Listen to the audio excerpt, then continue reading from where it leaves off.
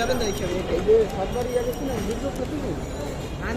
আমি তো আইসি একটু নতুন বুঝছেন না না আর আপনারা আমি যা আমি আজকে দেখতেছি বুঝছেন না আমি তো হঠাৎ করে কেউ গাড়ি দিতে পারি আপনি আমার জন্য নিশ্চিত থাকেন, দেখবেন একটা জামিন লাগবে বুঝছেন না অসুবিধা নেই আছে।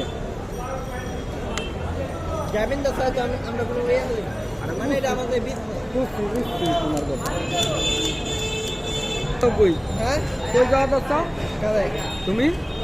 আমি এদিকে দুয়া দিয়ে হতাছি রিক্সা চালাবেন না অন্য একজনে হ্যাঁ অন্য একজনে চালাইব, আপনি কি হবে অন্য একজনের লেগে আর কি কইলাম।